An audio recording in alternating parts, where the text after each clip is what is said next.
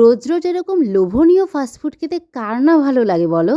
Friend, তোমরা সবাই কেমন আছো? চলে এসেছি আজকে নতুন একটা ভিডিও নিয়ে। আচ্ছা বলো তো, তোমাদের কাদের কাদের চিলি চিকেন আর চাউমিন খেতে ভালো লাগে? আমার কিন্তু এই কম্বোটা দারুণ লাগে খেতে। কিন্তু কি করা যাবে বলো, আজকে চাউমিন করতে পারবো কিন্তু চিলি চিকেন করতে পারবো না, কারণ বাড়িতে চিকেন ছিল না। আইডিয়া, চিকেন নেই তো কি হয়েছে, বাড়িতে হাড় ছাড়া মাংস তো রয়েছে, সয়াবিন, ওটা দিয়েই আজকে চিলি সয়া বানাবো। আশা করছি এই কম্বোটাও কিন্তু খুব একটা খারাপ হবে না, দারুণ হবে খেতে। চলো এবার প্রথম থেকে দেখিয়ে দিই আমি কি দিয়ে বানাচ্ছি।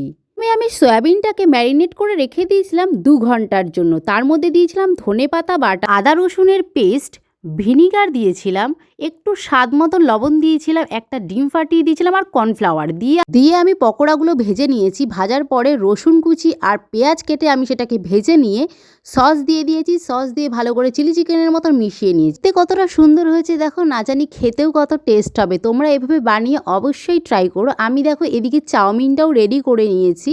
তো চাউমিনটা রেডি করে চিলি সোয়াটা নিয়ে বরের কাছে চলে গেলাম। তারপরে দুজন মিলে খেয়ে নিলাম। টাটা আজকের জন্য, দেখা হচ্ছে নেক্সট ভিডিওতে।